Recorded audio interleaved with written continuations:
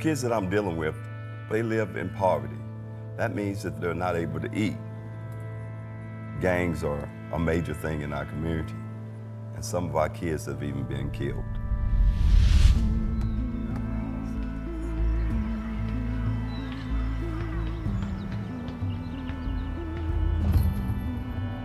At 8 years old, a man came and took all of the furniture out of my house. My mama, my sister, my brother, and I, we ended up sleeping on the floor. I went to work, and I went to work so that we'd be able to feed our family and get ourselves a bed. And at 8 or 9 years old, I remember riding with the little Debbie man, Bill Gladden. My feet would not even touch the floor. One day we went to a place called Bessemer City, North Carolina. Bill was expanding his business. And as we went there that one day, this white man said to him, "Don't bring that little nigger boy back in this building." And Bill told him, "If that little nigger boy can't come back, I won't come back either." Put the ball in front of you, bend down, come up. Oh man. The little Debbie man gave me an opportunity. And that opportunity has sprung me to where I am today. So when you see me trying to help these kids today, the reason why is I'm trying to help that little boy that's on the inside of me.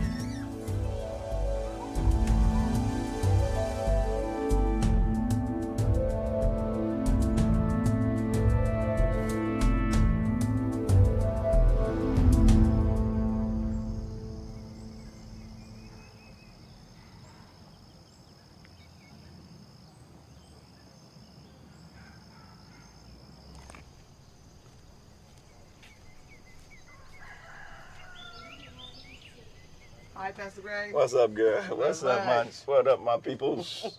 Go ahead. Go ahead.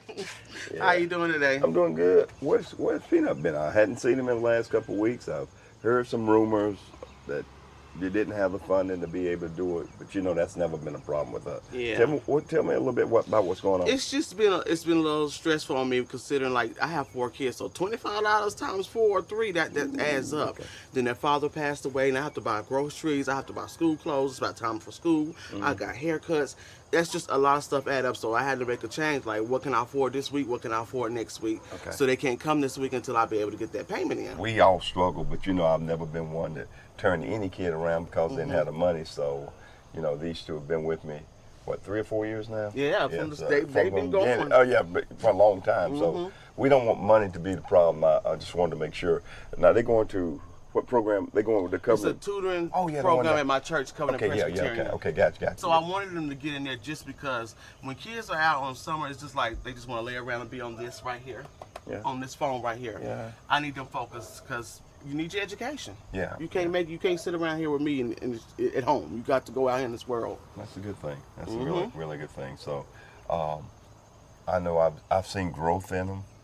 And not only do they need the academic growth, they also need the social growth, which I've seen in both of them. And I'm glad to hear that you're getting some help. Yeah, because see, she's not really talkative, so that's why I really wanted her to go. So I see her lip dripping all the time. Talk. I don't know what you're talking about. She don't like to talk around me. She's so quiet. And then they actually help tutor people, like the younger kids. And that's the good thing because they got some sense, they got some education behind them. So go out here and show these people what you got. Like, teach the younger kids. They may not have that at home. Right. You made straight AB honor roll the whole year last year, so go out there and help somebody else. Wow. What you're doing to help your own children. A lot of people are not trying to help their own kids, and that's what you are here trying to help your kids. And that's very important. Realizing the economic situation that all of us are in right now. So we're going to try to help you out a little bit today. If you don't mind, we could take him over today and get him a haircut. You're more than welcome to take him. That's one bill off my plate. Okay. Haircuts are very expensive. They are. Now, the only thing about it is, if you don't mind, can I get him one about like this? Not that ball. Come on now. Get him low. Okay, get him just low. Not ball. Oh, not ball. Okay. All right, Kendrick. Look like you got something to do. You have a good one. What on, boy? Hey, boy. Walking off and leaving me. It's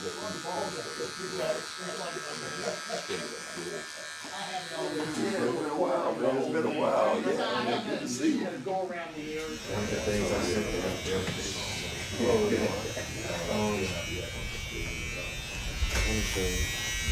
I want you to get your head as bald as mine. Can you do that for me? No. I tell you what, I give you $5. Hey, you trying to get him picked 10. on. You know they pick on kids. 20. Bald head, man. How much?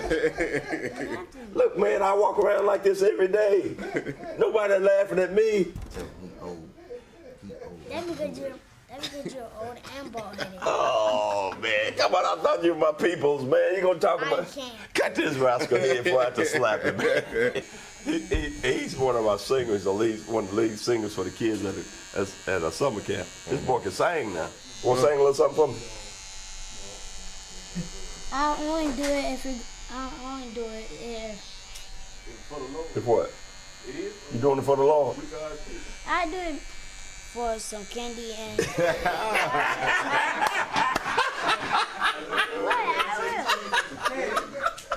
Are you serious, man? I thought I'm you did. hungry. I didn't eat. You hungry? Yes. After this, can you please get something to eat? Oh, Lord.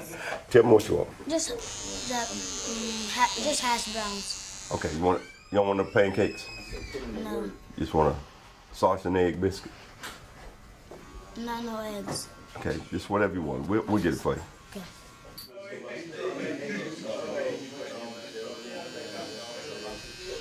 Hey, man, whatever you do, don't mess my head up, because, get me close to Denzel Washington as you can. Can you at least do that for me? Get me close to my cousin Denzel. You have any suggestions? No. Ain't no Samuel Jack. Come on, man. What's wrong with you? You mess my head up the other day. Get me close to Denzel Washington. You can get me. If not, man, I'm going to go to another barber. I'll get you Samuel Jackson. Our kids need the whole community, as a whole. First of all, we need our parents to be involved with what we're doing. We need the parents. We need donors. We need the local schools and government. Also, man, another thing that black folk don't like to talk about, we need police. We need to have goodwill with police just in case something comes up, because you never know. In our community, we have a lot of crime, and so we also need the crime. We need the government also, man, because the government assistance programs that we have, some of them have been cut back, so we need every aspect of this. And we try to put all that in our program. As you know, you see them coming in the barbershop all the time. We don't do something about our black males. Trying to be mentoring and trying to help our kids, we're in trouble, Paul. Yeah. It's good. Sometimes we get to, like you were saying, like a Dallas Cowboy game or something, take them to an experience they ain't never had, college and stuff like that, places outside their community. Right. You still gonna do the back to school haircut thing like we've been doing? Yeah, we're trying to put stuff together, make sure we kind of get the community involved with it, man. Different other black businesses and stuff. We can kind of just come together. Like you said, it's something for a kid to have a haircut, which I went to school. When I went to school, I didn't get to get my haircut. Just seeing the other kids dressed up with new shoes on. That I didn't get to have new shoes. So that's something that we should help out with a lot. And thank God for programs like this that you do and other people do to help out.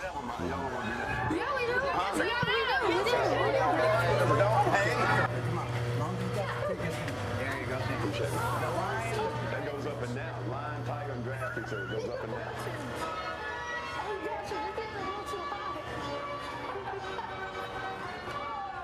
These kids love to get on stuff like this carousel. They'll get on this carousel, they'll have fun. If we can get them out of their own environment, they'll think bigger and start thinking things different.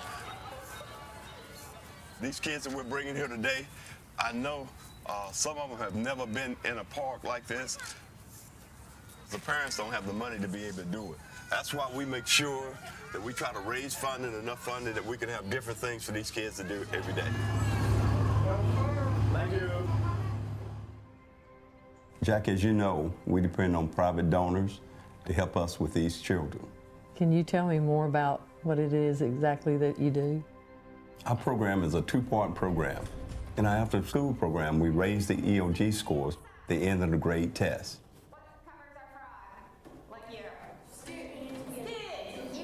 Our program starts at 6 and goes to 18. Our goal is for every one of the children that joins our program is to make them graduate from college. In the last 10 years, we've had 150 kids to graduate from college. We have a man to come in and teach them how to play chess, because chess is a thinking man's game. What's our motto? Always what? Think before you move. Always what? Think before you move. Say that one, I can't hear you. Always what? Think before you move. Every move that you have on the board has a consequence. The most powerful thing on the board is the queen, but she has a job to protect the king. So we teach them you have to put people around you to protect you. We really use jump rope as a tool to bring our children in and love on them and build them up. But we're also engaging them through doing multiplication tables, addition and subtraction. So they're not thinking about the exercise, they're having fun. We're using movement and music to keep them jumping and getting them active and staying involved. Y'all almost had it. Y'all gotta keep that rope going.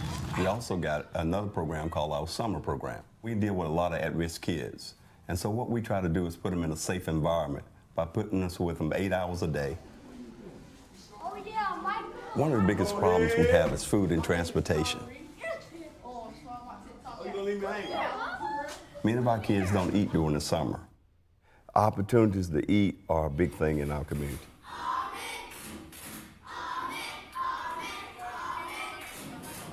So what we do is we pick the kids up, we feed them, give them a breakfast, we give them a lunch, and we also give them a snack to go home with.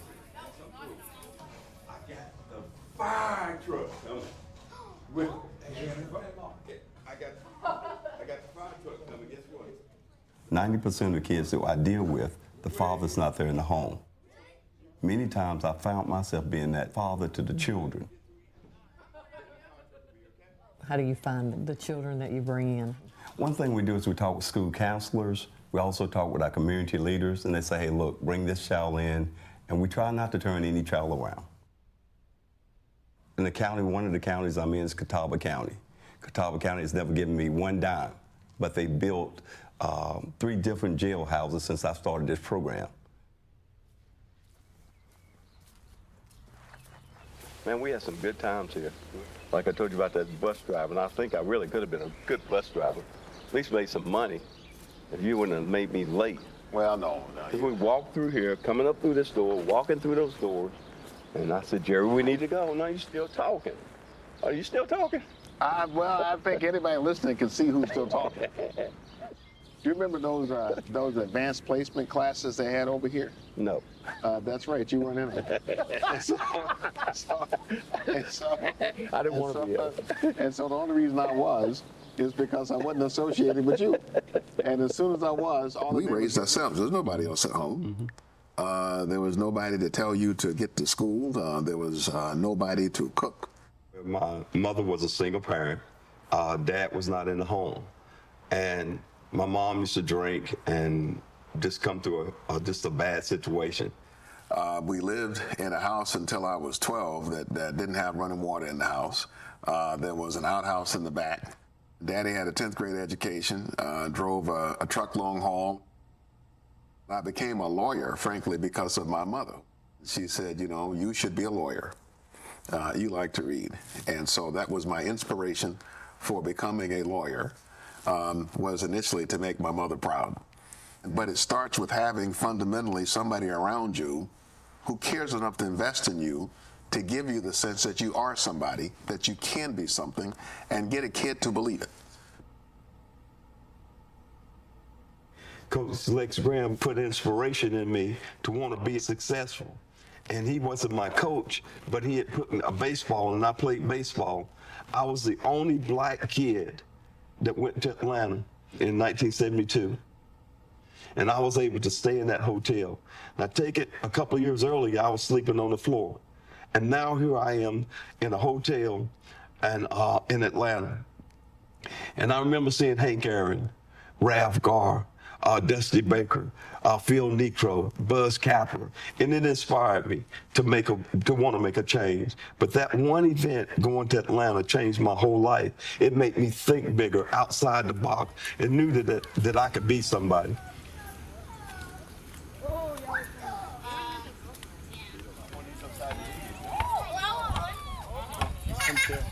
good. How were the boys today? They doing whatever I tell them not to do.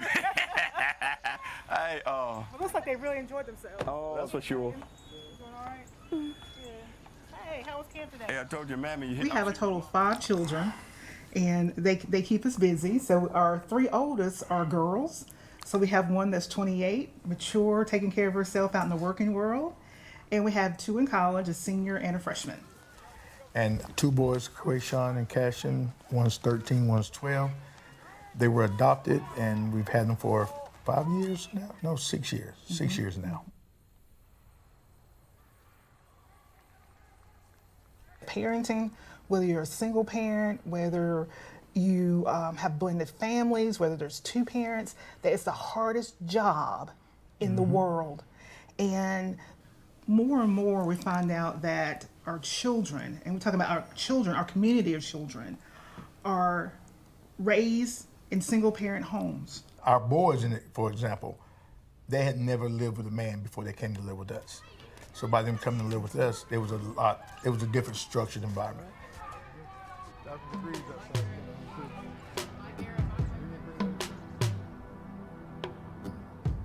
Nobody chooses the situation in life in which they're born into.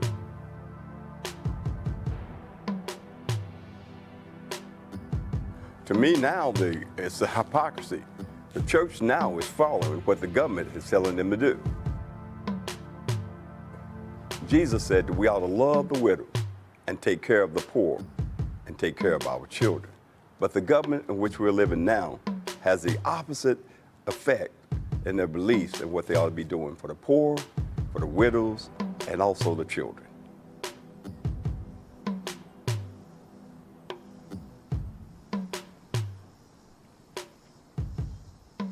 Hey girl, how'd the surgery go, Dave? Everything going okay? Okay, well, we just want to let you know we've been praying for you and concerned about you. Kai, can you carry you? Now, don't drop her, man. Oh, yeah, I trust him before I trust Lord. Ooh. Be careful with that. Oh, She got please. a pin in there. Oh. Sean, hold the door open for him. Audrey, I'm just, concerned about Duchess as a whole, and, she injured her foot up there, and this whole summer camp has just been concerned about her, and surgery hurt. You told me the surgery went really well. It did. I am ecstatic. Okay. Well, how she's doing. Well, when it all happened last week, we were all just sitting there, and I was sitting in my office, and they called me and said, hey, look, it's 911. I had no idea what was going on, and she was coming along and just pulling the volleyball net back, and the thing popped up and hit her toe, and next thing we knew that, her toe was halfway hanging off. And then that's when we called you and had to rush into surgery up there and then come back down here. So, we're here to support you. Summer camp called and prayed for her again today, and everybody was really concerned about her. What else can we do, sort of try to help you in this situation? I appreciate anything. I am working 2 jobs so I can get their school clothes and their shoes. All of them I have 3 in high school and 1 in junior high. Wow. So I'm in the process of getting all their hair done and clothes and shoes, whatever I can get. Now, these are not your natural children. No, these are my grandkids. I want to commend you for that. Know that these are not your kids, and it can't be easy trying to take care of those kids. It's rough. It is rough. I would not tell anybody to walk in my shoes on a daily basis is easy, because it's not. How's the food situation? Rough. Okay, rough. Okay. Very rough. I know we hear a lot about the governmental assistance that people once was getting during COVID, and some kind of way this has been turned. They get maybe over the summer $40 a month for each child. Oh, are you serious? Yes. $40 a month. $40 for June, $40 for July, and $40 for August. Oh my goodness, are you serious? $120 a month for 4 children? One time. Oh. For the whole summer. Ain't nothing gonna stop me from doing what I gotta do to take care of these kids, because they didn't ask to be in this predicament. None of them. And anything I can do. Anything I gotta do, if it takes the last breath of me, I'm gonna do it. This gives a little bit of feel of where we are, and so hopefully you'll hear from us, and maybe we'll be able to reach out and do something for you. I would appreciate it. Just sort of get me a little list of stuff. I'll see if I can get somebody to be able to help us donate some food to you or give you some food that we don't want to get you food you don't eat. You know, sometimes they give you this food that you don't eat, so we want to make sure that you give me a laundry list of stuff of what you like, and we'll see if we can come out what we can come up with. That okay? That's fine. We ain't got much, but we'll try to help. Hey, anything will help. Okay. Guys, I tell you, and Kai, I want to commend you about the way you're taking care of your sister. You know, she injured her foot, and you know, it could have happened to anybody, but she injured her foot, and I love the way that you came and picked her up and said, hey, this is my sister, I got to take care of her. That's a job well done. Kai, what do you see? You're in high school now. What are some of the things that you do in high school? Sports, weightlifting. I'm going to take RCC classes, that's early college. Okay. I wanted to start working a job, trying to find applications to work a job for summer. What are you trying to do for what kind of job? It doesn't matter really. I just want to get a job. Sean, what are you trying to do? What are you planning on doing? I was gonna get a job this summer by helping around the neighborhood and see if I could make money. And then in high school, I was gonna take ROC class. Okay, ROTC class. You know, y'all have had it's been tough on you. You know, I know you lost your grandmother during COVID, and you found yourself moving into a new environment. That couldn't have been easy. I want y'all to know that we're here to help you. Y'all been part of our program and what we try to do to help, you know, individuals, young folk like y'all, and we're trying to step up and try to help y'all as much as we can. So you're looking for a job, I'll see if we can try to help y'all find some jobs. And anyway, you're not quite old enough to work yet, but we'll work with y'all to see whatever we can do. Food or anything like that, we want to be here for you. And if there's anything we can do, y'all, all we want y'all to do is just give us a call. Is that okay? All right. Go right here on Go Ahead. 1, 2, 3. Go ahead. No, y'all didn't do it right. 1, 2, 3. Go ahead.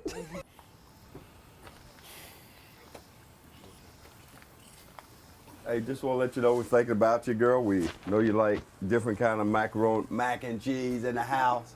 Got you that. Got you all kinds of tater chips and juices, and got you a lot of stuff we're gonna put in there for you. Also, the camp brought you some stuff. Camp want to let you know we brought you some cards. Everybody from the camp wrote you out and let you know that they're thinking about you. And then I think we got you a little old gift there.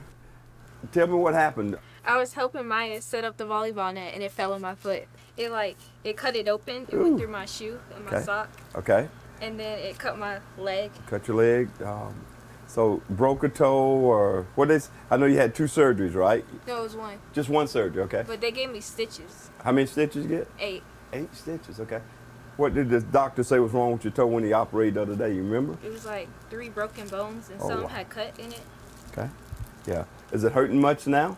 Not really. Okay. So you're doing good on the road to recovery? How long before you can walk? I don't know. They haven't said anything. I see you cripping around now, right? I said, you're cripping around now, right?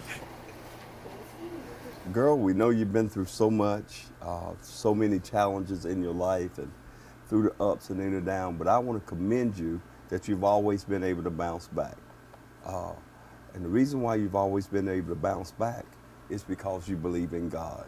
So if you don't mind, I'm going to ask my wife Sharon that she'd lead us in a word of prayer, that God's grace will continue to abode and abide with you. Is that okay? Yeah. Let's hold hands. Ready? Let us pray. Lord, we want to say thank you for another day. Yes, Lord. Thank you, Lord, for Duchess. Lord, Yes. you wrapped your arms around her. Thank you, Lord. Thank you for blessing her, healing her body. Father, you Yes. said by your stripes she was already healed. Yes, And God, we thank you for your healing power. Yes, God. Thank you for blessing this family. Thank you for your anointing in this place. Continue to bless them. You said where there's unity, there's strength. God, we thank you that you're giving them strength day by day. Yes, God, we count all these things done and thank you for your healing power. In Jesus' name we pray. Amen. My name is Rita Ferguson Daniels. I am 72 years old and I have 25 grandchildren, 46 great-grandchildren. I have 4 girls. I had a son, but he passed. And I have a grandson that's in the Marines, and I have one that's in the National Guard. And my grandkids, they go to summer camp every summer. Me and my girls would help out, and the kids love going down there every summer. Everybody is at everybody's house.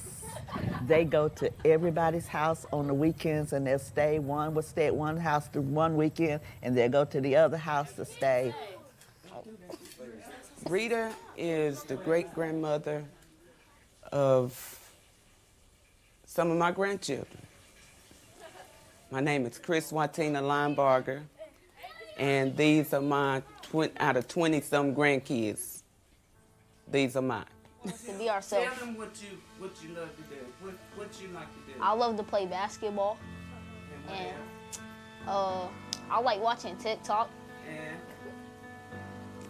Yeah, he likes Marvel.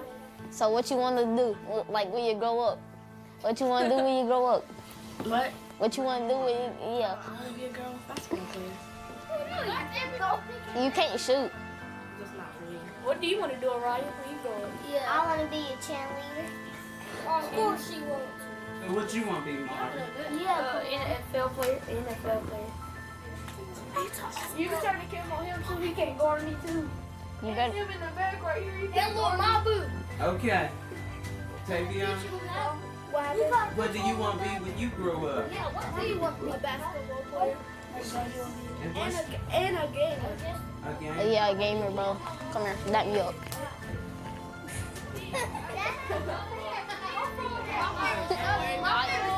Come on, the same to you. Same to you. TV and recess. Bro, really, I feel like LeBron right now. Dang. Like, oh. Come here. Tell them how bad y'all lost. Wait, the first game we lost by like 20. The second game we lost by 3.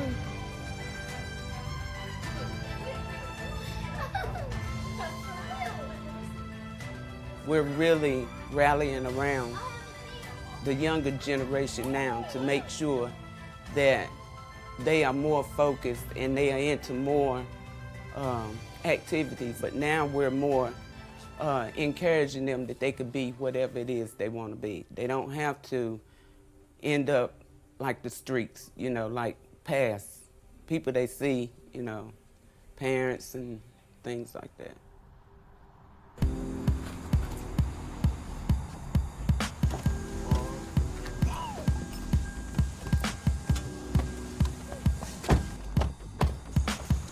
So we gotta go in here and see about getting the car fixed.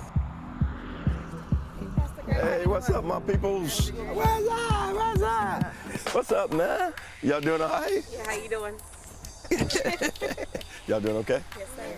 Hey, just want to get over here and see if we can get your car fixed and hopefully get you rolling again, because I know you got a lot of activity you got to do with your kids. All right, I really appreciate it. All right, preacher.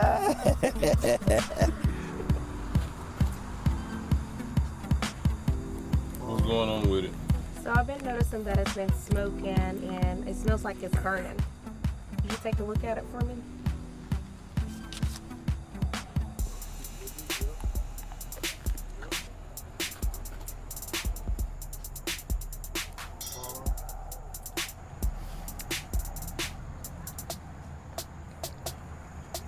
Well, your smoking probably coming from the valve cover. I see you been leaking oil.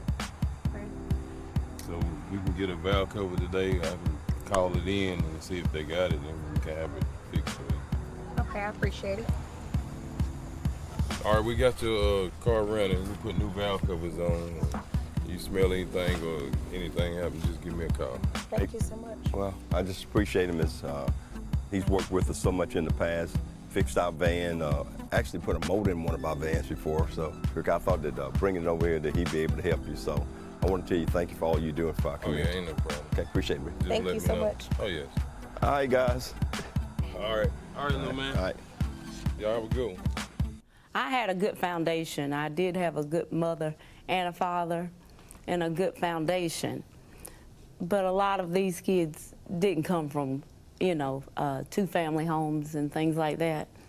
And the first year I think we started summer camp that I started with them, I talked to them about, I think it was Father's Day, and I said, let's make a card. I was just excited.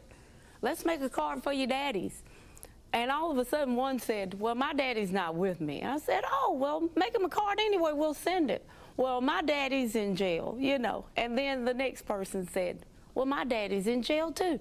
And the next person said, my daddy's in jail too. And I was like, it was a rude awakening for me. And it broke my heart. I really was messed up at that moment because I didn't realize that that's what we were dealing with, you know. And I knew that my husband had that heart to serve and to do, but it didn't come to me until I really realized what these children were really dealing with. So we had to try to give them hope because, like I said, some of the things that they've gone through, I never dreamt of. I never could even imagine because I did have a good foundation. Even, you know, even as children, we've gone through different things, but to not have a mother, not have a father, being raised by your grandmother, usually no grandfather, it's a lot of, you know, things that those children have really gone through. And it's life-changing for me, even, let alone them, yeah. I was like, wow, wow.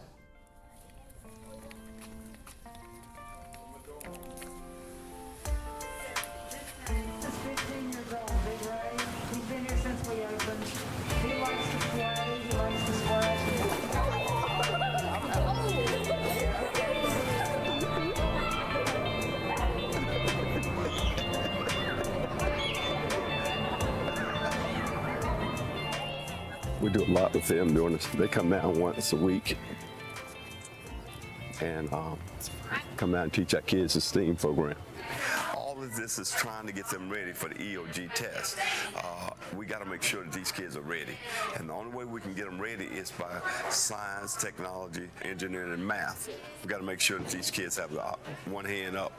Oftentimes I have my friends say, well, let them pull themselves up by the bootstraps. Well, these kids don't even have straps. I mean, I have boots, how they gonna have a strap? So we pull them up by the bootstraps and do what we can to try to help them. If it's not an environment you are used to visiting, you're not comfortable, you're maybe told you're not a scientist, it's something we think of as a career, not a process. So our goal with programming is to just do fun things, to get them sort of over this isn't for me, or I don't like it. A lot of times the same things that happened with this group happen with everybody else. They're going to be hesitant, the smell, just the experience being different. But they're gonna enjoy a part of it. It's not for everybody, definitely. Not but me. again, our goal is to just provide some opportunity. Who's gonna cut it? Me? You want me to open the mouth? Yeah. Do I cut the Ooh, that's nasty. Do I cut the mouth open? Cut your mouth open. Shit. Go ahead. Hold on, wait, you don't know what you're doing. What'd she tell you to do?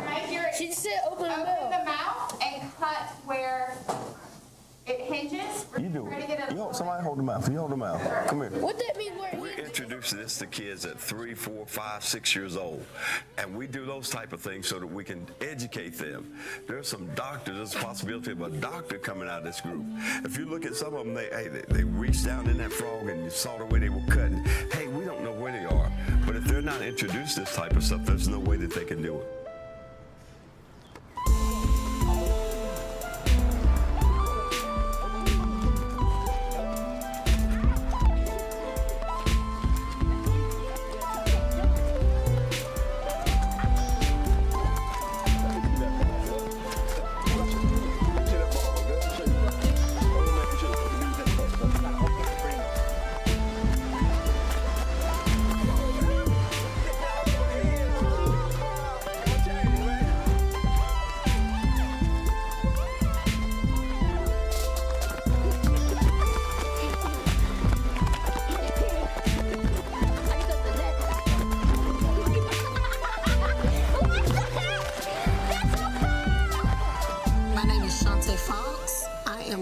I'm a single mother of 5 kids.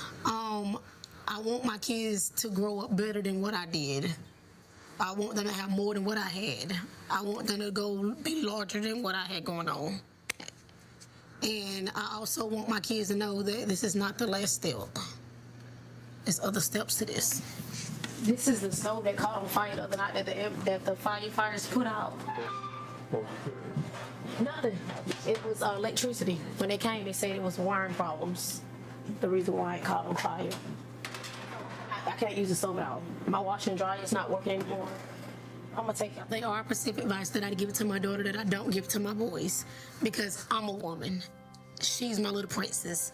So, and she watches me a lot. She wants to be a lawyer, she said. She wants to be a CNA, she said. But I let her know that I don't want you struggling like mommy. I don't want you to get pregnant like mommy did at 15. So I'm a little hard on her that I am with my boys. I'm letting her know don't let a man abuse her, don't let no man assault her. But I'm also telling my boys the same thing because they're not gonna hit a woman. They see what I went through. They was there through. They watch me get beat and beat and beat and beat and beat. When you got kids who are so far economically behind, it's almost impossible for them to catch up. If you run a 100-yard dash and you're 40 or 50, 60 yards ahead of me, how can I catch up with you? And so a lot of times we want kids to catch up, but they're too far behind to catch up with this dash of called education that's set before them today. Okay. All right, so I want you to highlight this right here. The narrator, start with narrator, only knows the character's thoughts and feelings. Good job. All right. Our students are growing up in underprivileged neighborhoods, underprivileged homes. We have to educate them in school as well as educate them on society, emotional. Sometimes we have to do a little more than a traditional school would. Maybe fix up their clothes, maybe even give them haircuts, do their hair. One of the things that I would say outside of the norm of school, we have been conditioned to try to make sure that these students feel and become successful on a daily basis. And oftentimes they come, as Ms. Smith said, with different challenges from home or basically they're battling on their own home front with different economic challenges, emotional challenges, physical challenges. And one of the things that we try to do is add a wellness piece, life skills. Okay, trash is piling up. They picked up 4.5 pounds of trash. All right, what you got to say, Cameron? What did you learn from what he just read? I had learned that he said our trash is piling up. All right, are both of them correct? All right, good job. All right, come share now, Leah, something you read. Good job, Cameron and Josh. We try to create a positive environment to where these kids understand that we do care and that we are a part of their support team. And as we help them navigate, sometimes we give our own stories. That's one of the realities, that if they understand your story, that you don't maybe look like what you've gone through, that their reality, they can come to their terms of reality a lot better and put things in perspective. So you've been to the store before, right? And when you grab your items off the shelf, you take those items to the register, and what happens? They ring it up. That's what we know it to happen. That's what we know to happen. They ring it up. But in terms of math, I'm speaking mathematically. What's happening when they ring it up? They add it together. Is that the end of it? No, you got to then what? Pay for it. And if I do some change, what operation should I use? Subtract. Thank you. Let's drop We our also model. bring in community support systems and networks and organizations. One of our organizations that we partner with on a daily basis is our Dear Police Athletic League. And within that, they have their coaches, they have training, they have mentors, they have professionals that come in from the community that talk about their story. May be professional football players that look like them. It may be most of them dream to be in the NFL one day or in the NBA. And so we try to help them to recognize that could be a reality, but the things that they need to go through to get there. So we just try to keep a real life approach. to where they are, making sure that they have the life skills to match up and the character to match up with their dreams and their aspirations, I would say. Read the problem. Read the problem. 2 plus 5 equals. Good job. 2 plus 5 equals. So, what are you going to do? What do you think you're going to do? Put circles on the Yes, put circles on the 10 frame. How many you think you're going to put up there? Huh? How many circles? 5. Yes, good job. 5. And you can use, that's right, use a different color. I like that. 1, 2, 3. Yes. 4. 5. So what's your answer, Chosen? 7. Awesome. So 2 plus, you can write your answer in there on the line. 2 plus 5 equals 7. That looks like an R.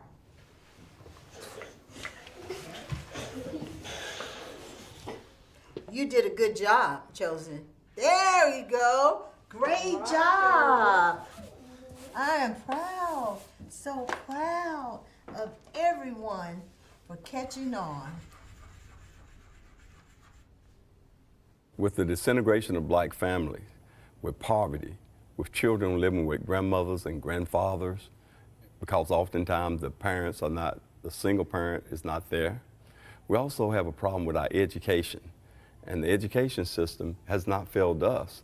In some ways, we have failed the education system by not keeping up with it. For example, policing. We need the police and the police need us to be able to work together in the community because of the gang and the gang violence. As a result of these things, our children are joining the gangs at a younger age. That's why programs or community programming is so important within the Afro-American community. And along with that, we have the responsibility to create hope among our children, talking about encourage that child, because this is what I do, you know, as a school counselor. Okay, let's go on a college tour. Let's find out the requirements to go to this college. Let's find out about this trade. And okay, you have an interest in manicuring or doing hair, or maybe you want to go to college and major in business. It's not, this dream is not so far away that it can't happen. So help create a sense of hope and steps to make those dreams a reality. And that's a good thing. That's a good thing about it, because we are able, as a community, as churches, helping our kids realize that you don't have to stay where you are, that you can achieve your goals. And let's enlist people, let's enlist those resources to make that happen. Well, I mean, to the extent you're, talking about race, I mean, it still does cast the pall of its shadow, so to speak, even over the kids today. I see it in the educational disparities all over the place. I see it in disparate resource allocations, and be that for health for the kids and adults for that matter. I mean, those are sort of dynamics and disparities that existed in my time, before my time, and now in their time too. And usually when people talk about that you're bringing up stuff from a long time ago, and I go, well, yes, that's true. But if you think this was solved a long time ago, always ask, tell me when it was equal. And then I will then agree with you that it doesn't make sense for me to keep bringing it up if we ever fixed it. They had a test called the end of the grade test, better known as the EOG. They would take the EOG scores in North Carolina and project how they would build jailhouses 10 years out. The black boys were passing like at 12%. So you take 12%, I think it was 88% of the kids were not passing the test. And so I went and I talked to the school system to tell them what was going on. They act like I was halfway crazy because I looked and I said, 10 years from now, this is where these kids are going to be. They're going to be in jail. Well, in the meantime of that, we had 3 murders in 4 days in a little small town called Catawba. So that's when we started our after-school program. We were able to get all those kids on grade level. And all the research tells us that, students, if they get through the 9th grade successfully, they're much less likely to drop out of school. And the 9th grade was a huge barrier for us. It had been in this community for a while. The relationship with Pastor Gray goes back really to 2005. We took on implementing a freshman academy for approximately 400 freshmen.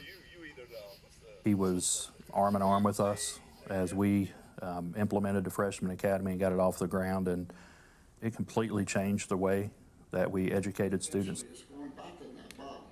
I think some of the students thought he was an additional administrator because he was there a lot. He was with us on cafeteria duty.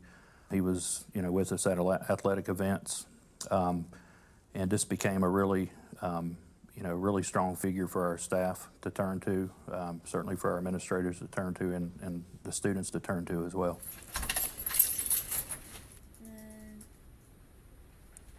The kids, here I am, a white female that just came to the school nobody knows. But I would walk down the hall with Pastor Gray and I felt like a rock star because everybody knows Pastor Gray. And automatically I saw that he had a special touch with kids, especially teenagers. And so there were times when I had some really difficult situations and I could call him, reach out to him and say, could you come by today because this is going on, and I think that the kids would respond to you better than they would to me in this particular situation, and he never let me down. He was always there. You remember the time when I came into your office, first time, I think one of the first time we ever met, and the kid was in trouble, and he called me and said that these people over there, white folk, ain't treating me right. So I come up in your office, bust up in your office, and say, hey, that's the problem, y'all not treating these black kids right, that's why they're dropping out and all that stuff. And you asked me, well, where's the kid at? And you said, look out there the window. And I looked out, and he was out there playing. And you said, I knocked on that window, fussed at him, brought his butt in there, and we had a relationship ever since then. You remember that? I do. And you remember what happened as a result of that? Well, we ended up getting a freshman academy. Freshman established, academy. Yeah. Yeah. And all of that was because you guys came in and we had some planning and decided what was best.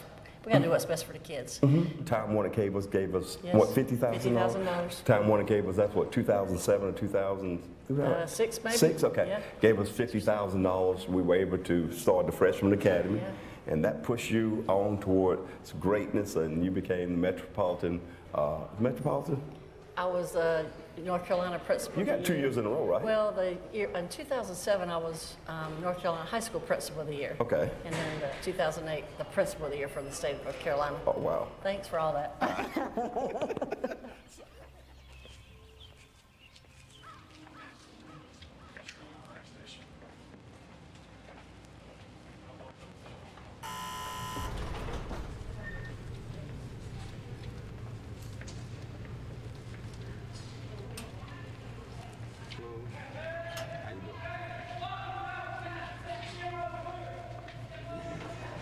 So we used to have fencing along the tops to help with the mental health issues from jumping, but those were recently taken down because we put general population in here.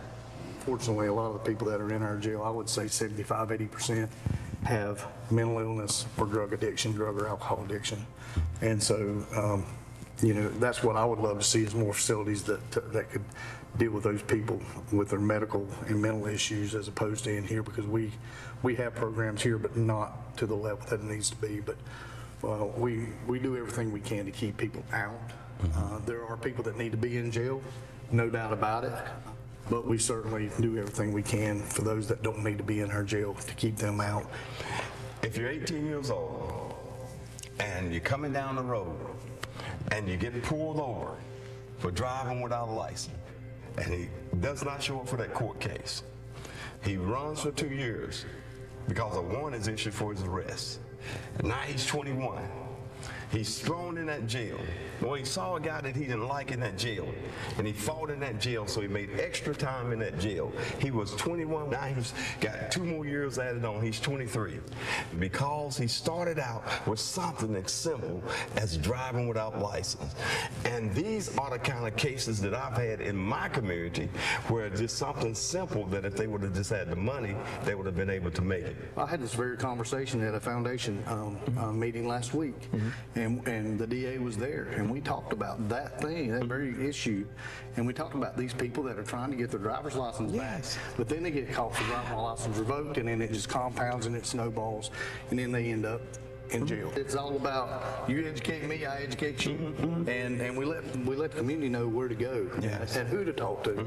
It's talk to the right person. If they don't talk to the right person, they're not going to get the right information. So those are easy problems to fix. Yes. Before they become big problems. That's true. Now, you've heard me say this. I get absolutely no support from the county. So we had a $33 million renovation here. $33 million. The house 500 over 5, I think what got 589 beds. Yep. Okay. You got it. So I came to the county, I asked the government, I asked everybody for help. Very few people in this county that have reached out and say, what can I do to help you? And when we don't help these kids and we build bigger jails houses to put them in, that's my problem right now. And this ain't your problem, but this is my problem. Well, it is my problem. If we continue to jail them, what are we going to do when they get out? As far as recreation facilities, those are the kinds of places that these kids need, but they also need places that they can go and get tutoring and educational help. And I know Pastor Gray's idea, and I think it's a fantastic idea, is to have a place actually down in Catawba that these kids can go to after school during the summer. With that generation as they grow up, if you can get them out of the situations that they're in and the environment that they're in, or improve their environment, then the better. So I think it's crucial for the future of our country.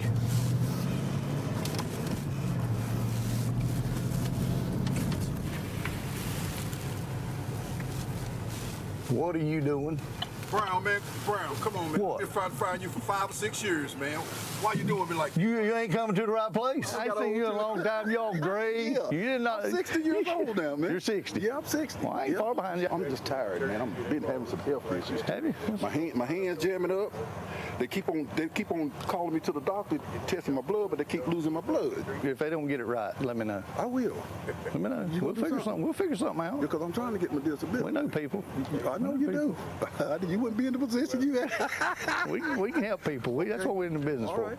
And all the time that I worked in the African American community, it was all about those relationships and just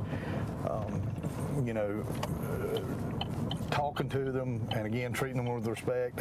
Many times some may wouldn't call it policing, but I would go sit on the porch with them, we'd drink tea or whatever. I've watched soap operas with folks over on Irvin Avenue. Enforcing the law is just a small part of what we do as law enforcement. The majority of what we do, in my eyes, is community policing and building relationships. Okay. What we in the business for? I'll give you my card. Okay. Give me a call. For real, Brown? Yeah. Okay. Then you can buy me lunch. That's right. That's right. I do it. Or cook me lunch. That's better. Well, we'll put the grill out there. That's right. That's right. Okay. I am the champion, and this is for the championship. Y'all know I am the best, right? Yay! What? Yeah! All right, on 3, G-Ray, G-Ray, G-Ray, G-Ray, G-Ray, G-Ray.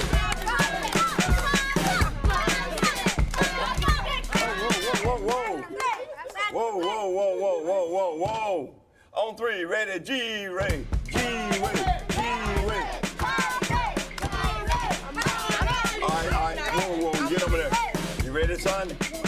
Go. 1, 2, 3, go. Don't cheat me, boy. Go. Sit down, boy.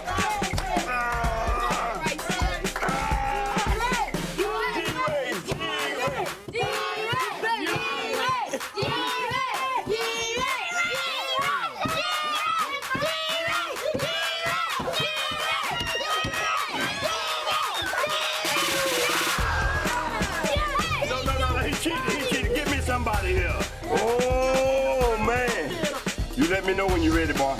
You gonna cheat me, are you, boy? You gonna cheat me, boy? You sure? Bring that elbow up, boy. You let me know when you're ready. Y'all count, ready? Oh! 1, 2, 3, go. Hold on, y'all tell me when to go. I beat him. Yeah! Do it fair. You ready? You ready, boy? You sure you ready, boy? You don't want none of this, do you? You don't want none of this. Open your eyes, boy. You ready? Open them, Jojo. Hold on, boy, I'm getting ready to turn this. When I turn that hat to the side right there, you know what that means? It's time to rumble. You ready? 1, 2, 3.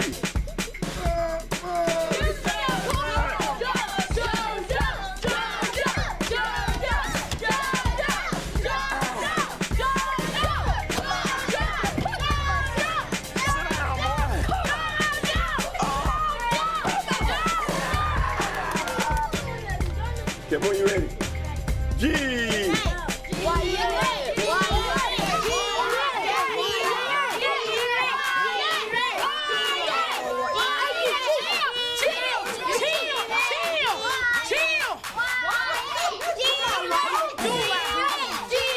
Come on, Ryan. Let's go, Ryan. Let's go, Ryan.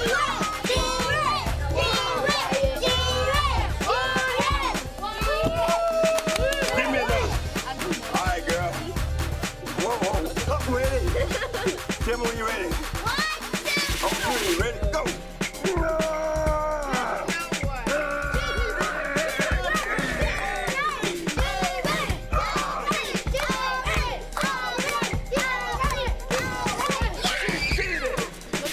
I'm tired of y'all. Give me somebody else I can beat. Is this some secret communication? 20. I think that was a Z. I know he's spelling something. What? Wait a second. That's cotton. You need to see me, Ashley? You need to see me? Hold on. Hold on 1 second. What is he? Come here. He put a Sonic champion. No, he can't spell. Come here, Kay. That's your trophy. Is she saying that? Okay. What's up, girl? Put your chair up right here. You doing okay? Well, Ashley, you had something you want to say? Did we tell Pastor Gray about what happened to you the other week?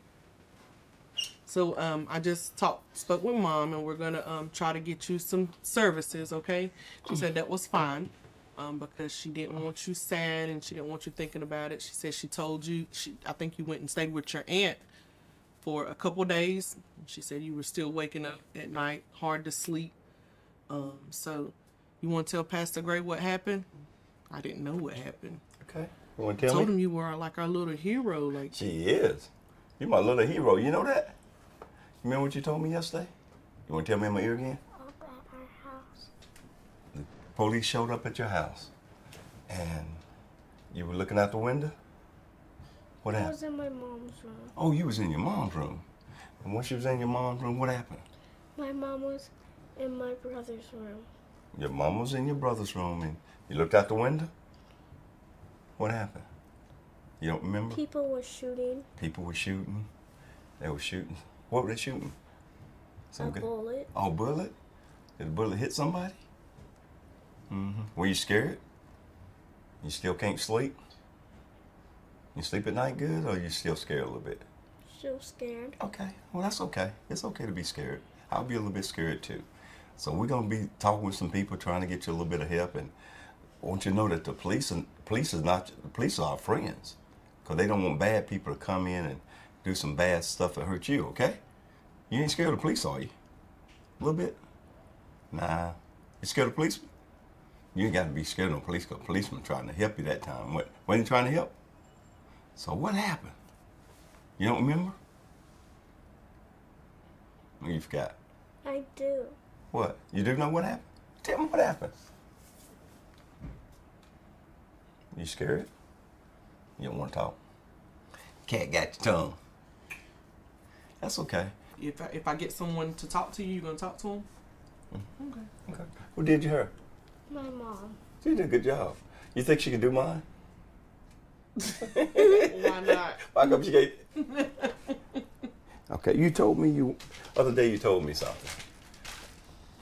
Can I write something down? You know, what you were showing me?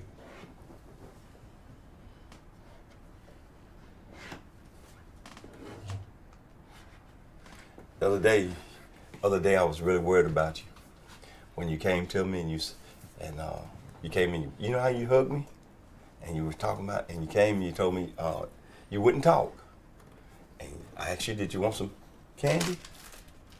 And you couldn't say that. And you wrote that down. You wrote, like, what'd you write? Let's do it one more time. Show me one more time.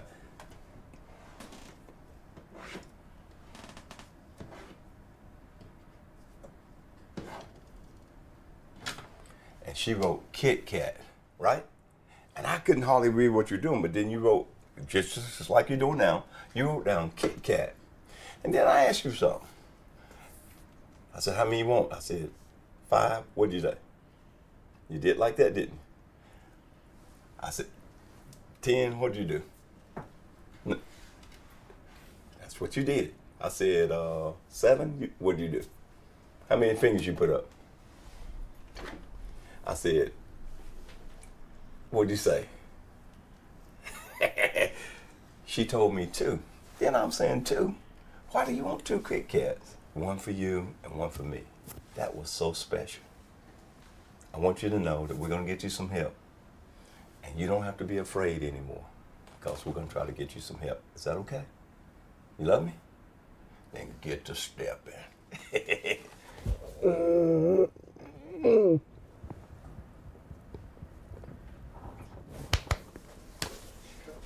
How old are you? 6?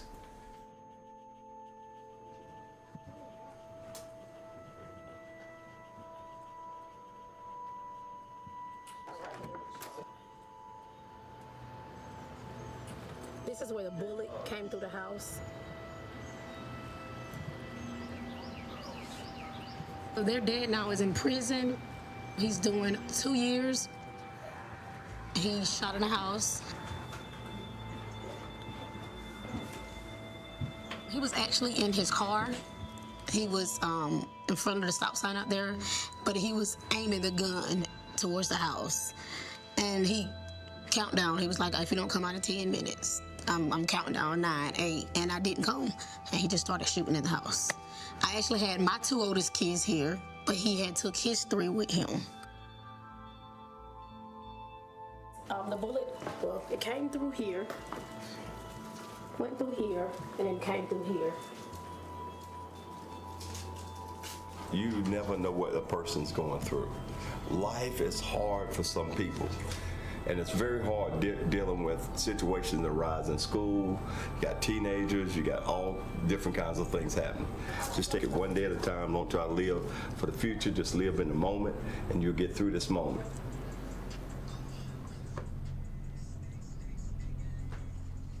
To help the children, we got to help the parents. And sometimes we have to protect the children from the parents. You've seen pictures of a lot of happy kids and a lot of kids running and all this kind of stuff. But these kids are struggling. The roughest thing that I've had since I've been pastor's church was when I got a call at 2:30 in the morning where a 9-year-old girl had been raped by a 20-some-year-old guy. This was the roughest moment. And I saw that little girl at 9 years old with towels, 3:30, 4 o'clock in the morning, had been molested and raped. I pulled her, I said, baby, I said, let me call the police. She said, don't call the police, don't. He was in a rage. The guy was saying, I didn't mean to do it, I didn't mean to do it, I didn't mean to do it. I said, can I take her to the hospital? I grabbed the little girl, put her in my arms. Well, the doctor started taking pictures of this little girl, 9 years old, ripped up, all the way up. I called the mama, told her that your daughter's out. She said, no, my daughter's across the street. I said, no, your daughter's at the hospital with me. So when you have children, and you see children who've been molested, who've been damaged, and you're still able to come out on the other side and love them, That's what we do with kids. That's what we try to do, to help kids. So when I see kids in here that I know in my program, even now, that have been sexually molested, I understand the pain, understand what they go through, and I try to give them help because I had to have counseling, and I wasn't the one who raped. I wasn't the one who had been molested. I wasn't the one who had done that. These kids that we deal with on a daily basis, the things they're dealing with drugs in the home.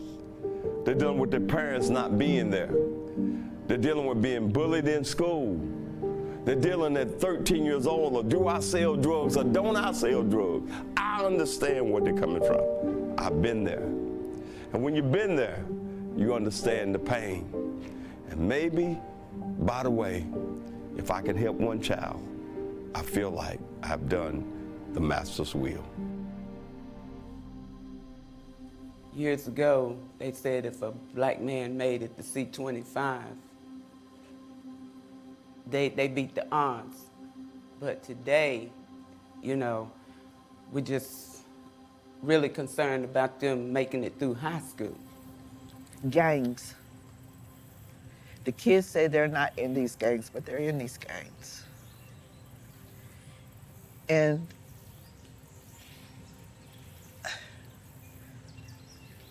peer pressure. The kids wants to be up with their friends. They want to do what their friends do, even though they were taught not to be like that. All right, y'all. Okay, well, go catch them getting in. Y'all ready? All right, however you get it. Hey, no, whoa. I don't play that. You know I don't play that. I don't play none of that. Hold on. I don't play no peace. I don't play no east. I don't play no west. I don't play no none. I don't play that. Hold on. I don't play that. Wait. I don't play that. Take it down. Y'all know I don't go that route.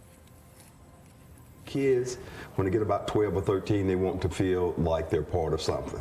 I was able to feel like I was part of something because people surrounded me. And if you don't have a structured place to come to, a structured place to go every day, this will lead to them being part of what we call gangs. I've seen it in juvenile detention, and even as a court counselor, where I've seen kids come through the system get in trouble based on who they're with. And you know, now you can be locked up at 13 years old as an adult. You can be charged as an adult at 13. They can bound you over.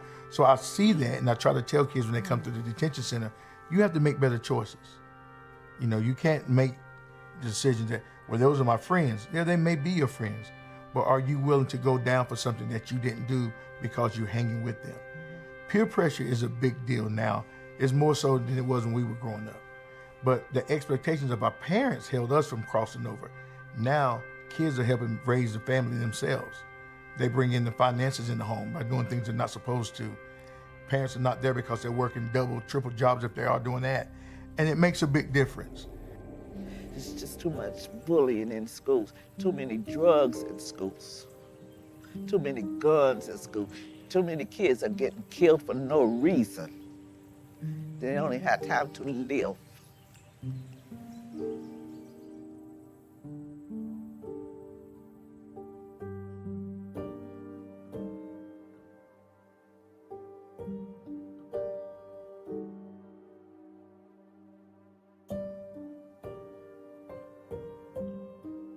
I got a phone call that I hope that nobody ever gets.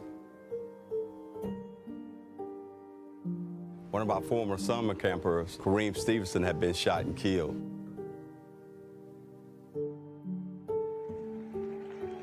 This young man went off to college. He was, you know, a good kid.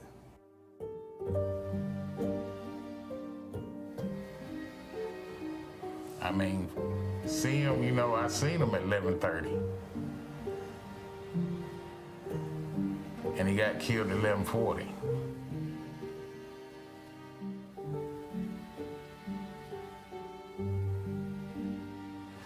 You know, he only had a nickel hole in him. It was just a nickel hole in his face. I could have put my pinky in it and covered it up.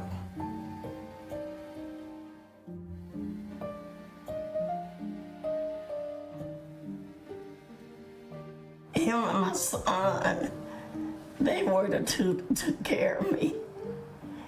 And I can tell he's not here because what his dad couldn't do, he done it.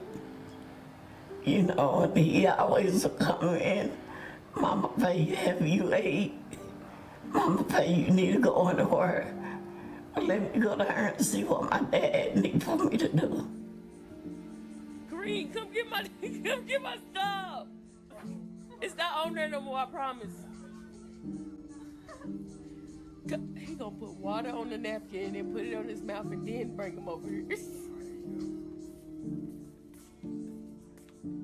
Thank you. Not having all of them, you can get one. Thank you. You shot him. You drove him around for 2.5 hours to figure out what you were gonna do with him.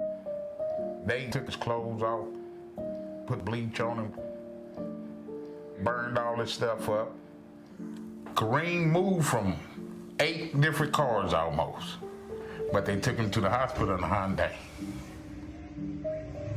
Oh, they're doing CPR.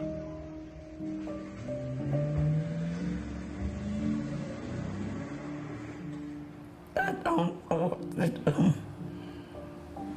All I know is my baby gone. I don't understand why he gone. I told him, I said, you know what, your friends don't love you like you love them. And I had just told him that Sunday when we was together, baby, be careful. I said, because if it's something happened to you, it's going to almost take your daddy out of here. And I'm telling y'all, I have seen it almost take him out of here. Because that's how much pain he be in. I was the bad person, but I changed my whole life for my baby. I stopped going out, I stopped doing this, made sure we got to school and everything.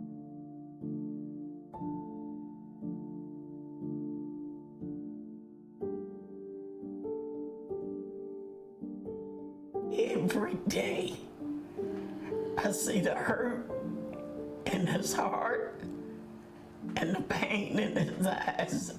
And there's nothing that I can do about it. Nothing.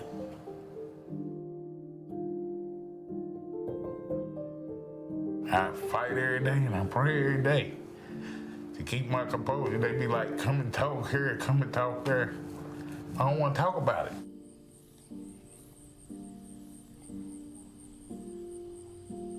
God, you gotta fix this one. I can't do it. I can't fix this one right here. It's gonna take you.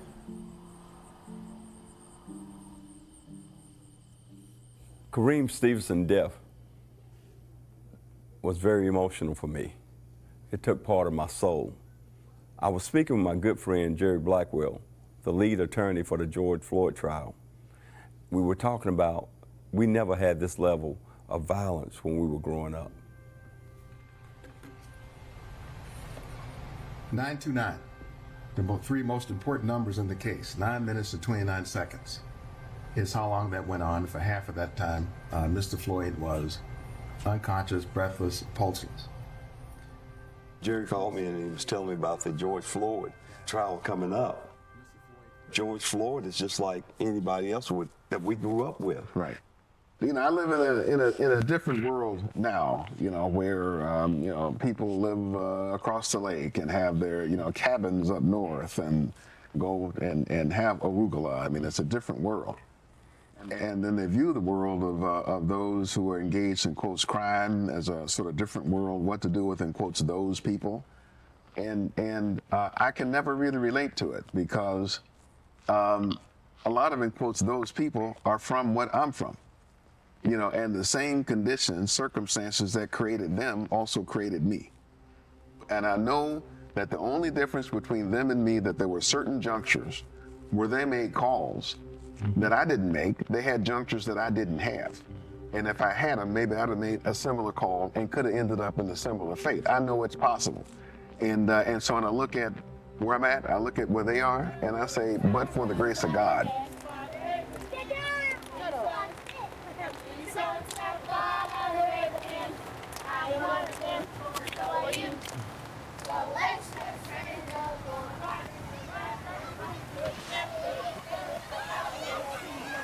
My name is Donald Robinson. I'm currently the mayor of the town of Catawba. 2006, I became the first full-time fire chief. Met Donald years ago when he came up. He was a new pastor up here, and I was young. When I came here, I was 25 years old. I'm 61 now, so don't tell nobody. Well, you came here, I was 25 and the same age. So I remember one time in particular that you being fire chief, I got the phone call that one of my church members' house is on fire. And I remember that night us standing there with you being there and we both holding hands and crying because she was inside that house and there was nothing we could do. And those kind of things, I think that over the years that we've learned how to bond and be with each other. Now, we don't always agree because he's got his opinion. You got to understand that I got my opinion and he got his opinion of the way things want to be.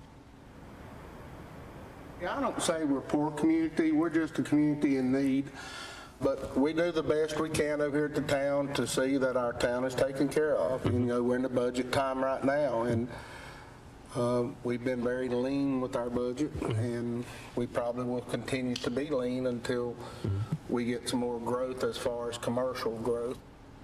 We've been stretched with finances as far as putting a lot of money into it. You know, we got a walking trail and some horseshoes down there. But we need something for our children. A place they can go to in the summertime and be in a controlled atmosphere instead of roaming our streets and being out here at night getting in trouble. Me and you've been friends and we've argued. Hey, don't tell nobody that. Go outside. Well, we've argued and we've disagreed, but we still come back to the table and we're friends.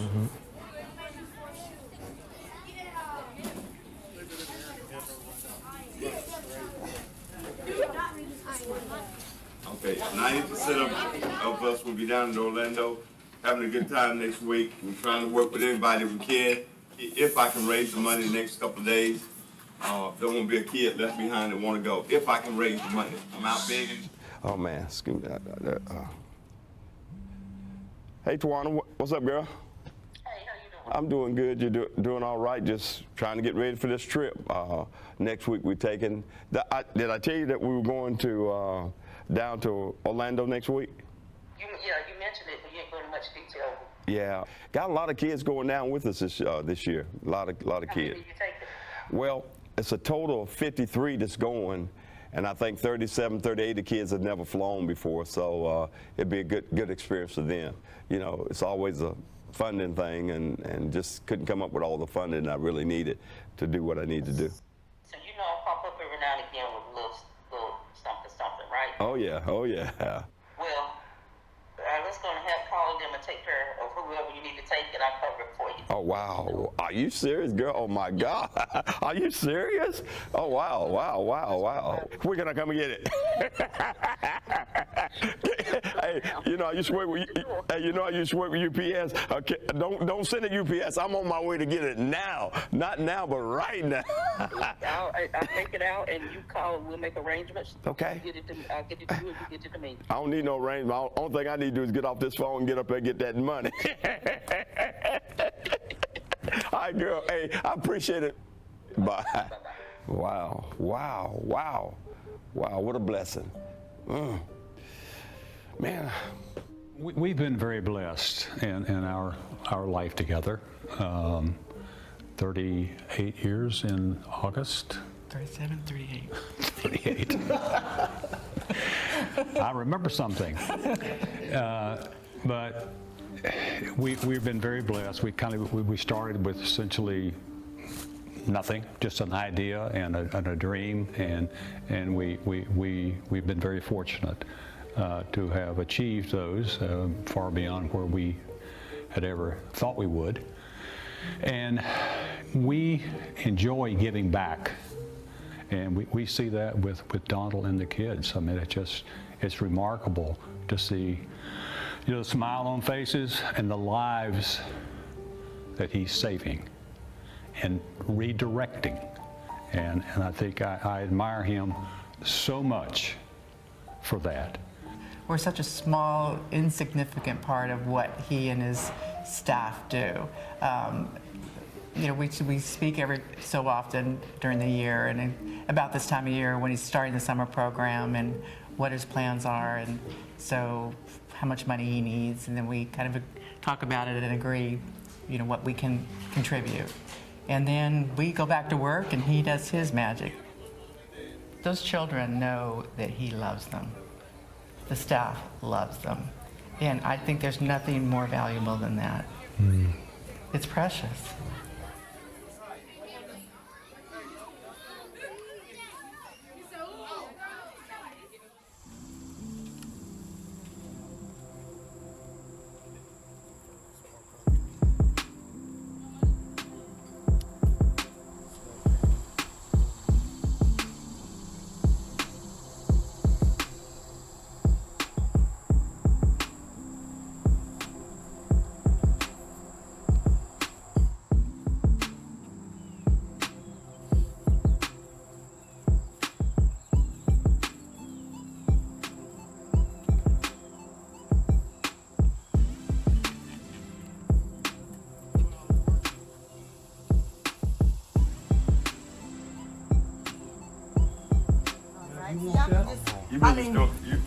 You ain't used to no help, are you?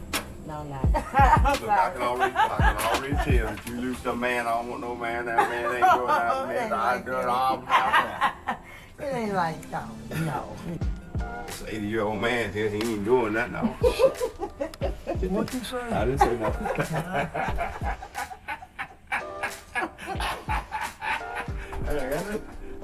Don't think about man. Let them boys. I don't wait on no man. He said he waited on the Lord. Let's see, we need to get this one inside of this. We, Phil and I have been working together for probably 25 years or more. Long time. Long time, maybe 30 years. We work together to try to help people. The reason why I like to try to help people is because I was once a kid that somebody gave me a helping hand. When I was about 8 years old, my daddy wasn't there. I don't make up excuses why my daddy wasn't there. Son, if you want to be successful, you got to put it up here. And God will always make a pathway for you to be able to do something.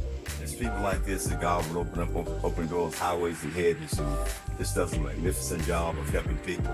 And so we're just honored today just to be able to come out and help y'all, you know, to be a blessing to you. And thank you.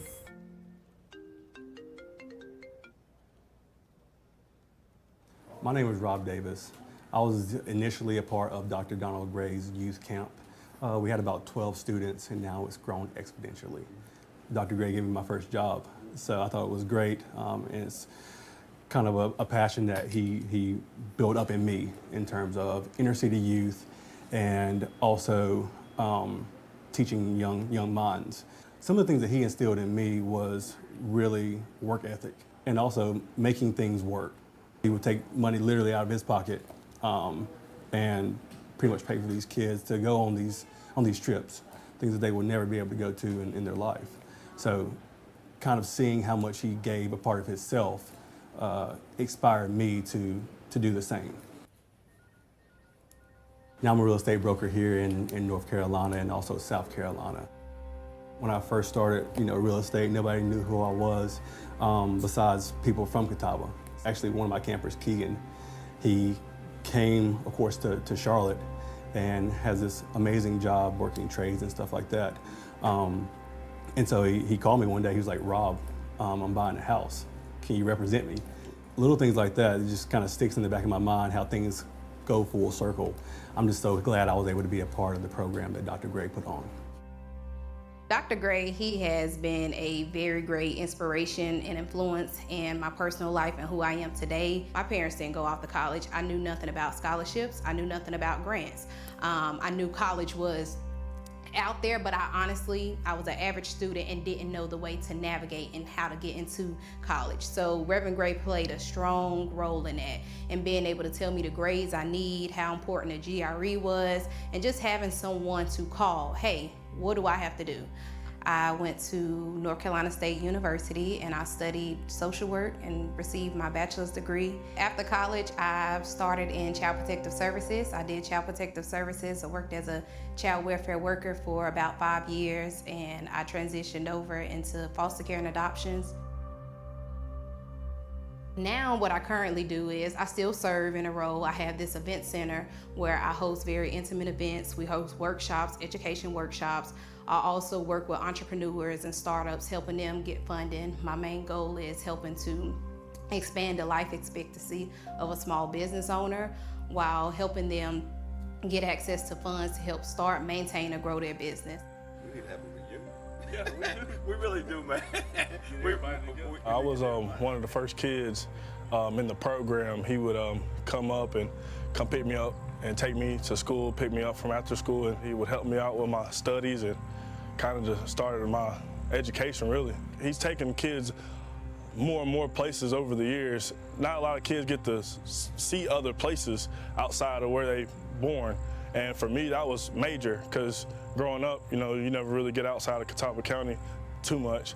So seeing that really helped me be like, all right, there's a place outside of Catawba County I can go to, you know, New York or whatever, and just continue to be a better person.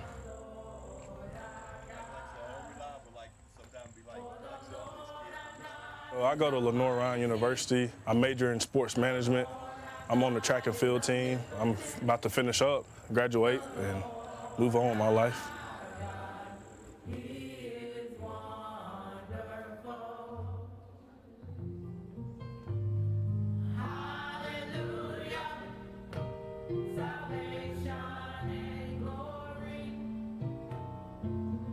In 2012, I was able to take kids to Atlanta, and I was sitting there, went to see the Atlanta Braves, and a little boy said, "Pastor Gray, this is the greatest day of my life." And tears rolled down my eyes, because here I was taking kids from Cabarrus Arms that never would have had the opportunity to go, and I was able to do that.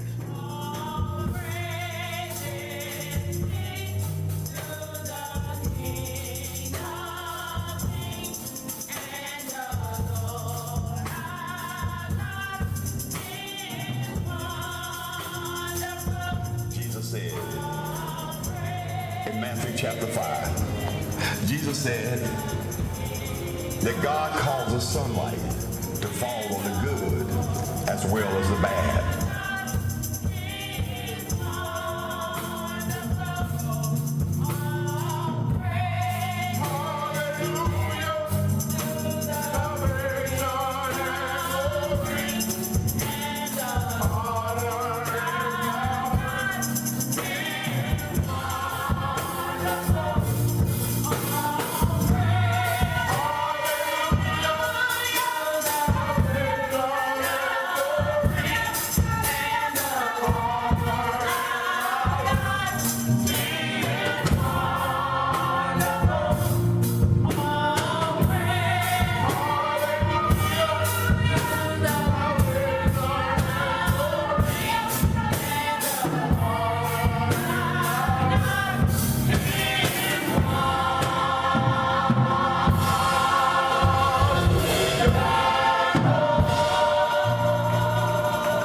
God said there were only 2 commandments. Yes.